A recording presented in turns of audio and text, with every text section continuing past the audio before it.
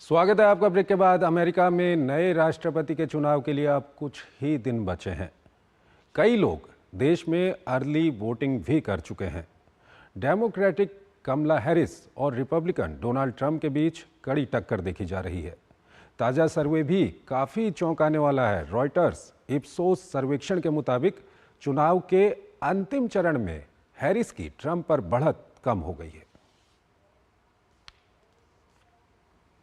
अमेरिकी राष्ट्रपति चुनाव में अब चंद दिन ही बाकी हैं। व्हाइट हाउस की दौड़ के अंतिम चरण में डेमोक्रेटिक कमला हैरिस और रिपब्लिकन डोनाल्ड ट्रंप के बीच कड़ी टक्कर देखी जा रही है। दोनों प्रत्याशियों ने प्रचार में पूरी ताकत झोंक दी है। इस बीच उपराष्ट्रपति हैरिस का समर्थन कर रहे मौजूदा राष्ट्रपति जो बाइडेन ने ट्रंप के समर्थकों की तुलना कचरे से कर दी है। दरअसल कुछ दिन पहले ट्रंप की एक रैली में एक कॉमेडियन ने प्यूर्टो रिको की तुलना कचरे के द्वीप से की थी। इसी पर बाइडेन ने प्रतिक्रिया देते हुए कहा, मैं जो एकमात्र कचरा वहां देख रहा हूं, वह उनके समर्थक हैं। वहीं पूर्व राष्ट्रपति ट्रंप ने भी बाइडेन के बयान की निंदा की और इसे भयानक करार दिया। उन्होंने मौजूदा राष्ट्रपति की तुलना हिलेरी क्लिंटन की टिप्पणियों से की, जिसमें उन्होंने 2016 में ट्रंप के कुछ समर्थकों को घृणित कहा था। ट्रंप ने कहा, आपको हिलेरी को याद रखना होगा। उन्होंने समर्थकों को घृणित कहा था। मुझे लगता है कि कचरा इससे भी बदतर है। इस बीच आगामी 5 नवंबर को होने वाले मतदान से ताजा सर्वे चौंकाने वाला है। रॉयटर्स इप्सोस सर्वेक्षणों के मुताबिक चुनाव के अंतिम चरण में हैरिस की ट्रंप पर बढ़त कम हो गई है। ट्रंप पर हैरिस की बढ़त मात्र 1% रह गई है। कमला हैरिस को 44% और डोनाल्ड ट्रंप को 43% की मामूली बढ़त है। सर्वे के मुताबिक 26% मतदाताओं ने रोजगार और अर्थव्यवस्था को देश की सबसे बड़ी समस्या बताया। वहीं 24% लोगों ने राजनीतिक अतिवाद का हवाला दिया। इसके अलावा 18% मतदाताओं ने आव्रजन के मुद्दे को प्रमुखता दी। नीति के मामले में ट्रंप की सबसे बड़ी बढ़त आव्रजन मुद्दों पर हो सकती है, जहां उन्होंने कठोर प्रस्ताव रखे हैं, जिसमें देश में अवैध रूप से रह रहे प्रवासियों का सामूहिक निर्वासन शामिल है। हर्षवर्धन पंत हमारे साथ जुड़े हुए हैं, वाइस प्रेसिडेंट हैं ORF के और विदेशी मामलों के जानकार हैं। उनसे हम बातचीत करेंगे। हर्षवर्धन जी, अब अमेरिका के जो चुनाव है उसमें कुछ ही दिन रह गए हैं और वहाँ से जिस तरह की खबरें आ रही हैं, काफ़ी कड़ी टक्कर देखी जा रही है कमला हैरिस और डोनाल्ड ट्रंप के बीच में। क्या कुछ लग रहा है आपको, किन मुद्दों पर ये चुनाव इस वक्त केंद्रित लग रहा है? देखिए, मुद्दे तो बहुत सारे हैं और खासकर मुझे लगता है जो ट्रंप के मुद्दे हैं, जो डोनाल्ड ट्रंप जिनको पुश कर रहे हैं, वो है rising cost of living, immigration का मुद्दा है, जहां पर लोगों में एक डर है, क्योंकि अगर आपकी आर्थिक स्थिति उतनी अच्छी नहीं है तो अगर बाहर से लोग आ रहे हैं तो आपको लगता है कि वो आपके हिस्से के रिसोर्सेज ले रहे हैं। तो इमिग्रेशन और इकोनॉमिक जो क्राइसिस कोविड के बाद से चल रहा है अमेरिका में और कॉस्ट ऑफ लिविंग बढ़ती जा रही है, वो मुझे लगता है ट्रंप के लिए कहीं पर एक बेस बनाया है उन्होंने।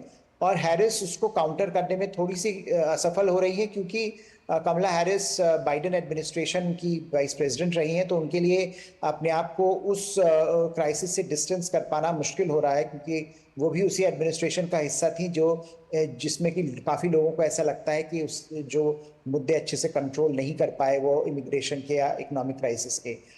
इसके लिए जो विमेन्स का इशू है, अबॉर्शन राइट्स का इशू है, वो बहुत बड़ा मुद्दा है। और वहाँ पर वोटर्स जो है वो खासकर जो फीमेल वोटर्स हैं, महिला वोटर्स हैं, वो काफ़ी चिंतित है इस बात को लेकर कि ट्रंप अगर आएंगे तो वो अबॉर्शन राइट्स का, रिप्रोडक्टिव राइट्स में पीछे जा सकते हैं। तो उसके लिए हैरिस को समर्थन वहाँ पर मिल रहा है। तो मुझे लगता है जो एक चुनाव अब इस समय ऐसी कड़ी पर आ गया है जहाँ पर दोनों ही साइड्स के जो कंसोलिडेटेड वोटर्स हैं वो इकट्ठे होते जा रहे हैं और दोनों ही साइड जो है दूसरी तरफ के वोटर्स को अट्रैक्ट करने में नाकामयाब लग रही है। तो इसीलिए जो ये 35 या 34, 44 या 43 का जो ये आंकड़ा मिल रहा है, ये मुझे लगता है अपने आप में कहानी कह रहा है कि ये जो चुनाव है ये अपने ही कोर वोटर को कौन कितना ज्यादा मोबिलाइज कर पाएगा। क्या ट्रम्प कंजर्वेटिव्स को ला पाएंगे वोटिंग बूथ तक, या कमला हैरिस डेमोक्रेट्स को ला पाएंगी वोटिंग बूथ तक? अल्टीमेटली ये चुनाव उस पर निर्भर करेगा। हर्षवर्धन जी, पिछली बार हमने जब ये पिछला चुनाव जब हुआ था, जब डोनाल्ड ट्रंप राष्ट्रपति थे, उस वक्त पे हमने चुनाव देखा था। उस चुनाव में काफ़ी कड़ी टक्कर थी और अंत में जब नतीजे आए तो उन नतीजों को लेकर भी काफ़ी कुछ विवाद रहा। तो इस बार आप क्या कुछ देखते हैं? उस तरह के विवाद क्या इस बार नहीं आएंगे? नहीं नहीं, ये बहुत ही, मुझे लगता है बहुत विवादित चुनाव हो सकता है, क्योंकि अगर कांटे की टक्कर इसी तरह की हमको इलेक्टोरल कॉलेज में भी देखने को मिलती है, तो हर सीट के लिए या हर कंस्टिट्यूएंसी के लिए कोर्ट में जाने की एक कोशिश जरूर रहेगी दोनों साइड्स की। और एक बड़ा इंटरेस्टिंग एक और सर्वे आया था अभी CNN का, उसमें CNN ने उसमें लोग ये बात मान रहे हैं कि अगर ट्रम्प हारते हैं तो वो एक्सेप्ट नहीं करेंगे ये वर्डिक्ट। तो वो मुझे लगता है अपने आप में एक एक्सेप्टेंस लोगों में बन रही है कि ये जो चुनाव है ये बड़ा पेचीदा हो सकता है अगर एक स्पष्ट बहुमत किसी पार्टी को नहीं मिलता है। तो क्योंकि ये लीगल फिर एक चैलेंज बन जाएगा, और ये लीगल चैलेंज काफी हद तक आगे भी चल सकता है, क्योंकि हमने देखा जब जॉर्ज डब्ल्यू बुश का मसला हुआ था 2000 में, तो वो किस तरह से सुप्रीम कोर्ट को इंटरवीन करना पड़ा था। उसी सर्वे में ये भी मान रहे हैं लोग कि सुप्रीम कोर्ट की जो क्रेडिबिलिटी है वो बहुत कम हो गई है, कि लोग इस बात को मानने को तैयार नहीं है कि सुप्रीम कोर्ट जो है अमेरिका का, वो एक इम्पार्शियल इसमें जजमेंट दे पाएगा। तो ये भी अपने आप ठीक है, वक्त कम है हमारे पास। एक अंतिम सवाल मैं आपसे जानना चाहूँगा, ये हमने जो अमेरिका के घरेलू मुद्दे हैं उन पे हमने बात की कि वहाँ पर बेरोज़गारी मुद्दा है, उसके अलावा जो इकोनॉमिक वहाँ की स्थिति है वो मुद्दा है, इमिग्रेशन है, उसके अलावा गन कानून की बात करें या एबॉर्शन की बात करें, ये सब है। लेकिन इस वक्त जो अंतर्राष्ट्रीय एक परिदृश्य बना हुआ है, जिस तरह से रूस यूक्रेन के बीच में युद्ध चल रहा है, वेस्ट एशिया में जो कुछ चल रहा है, ये सब कुछ किस तरह के मुद्दे वहाँ पर राष्ट्रपति चुनाव के दौरान फर्क डालेंगे?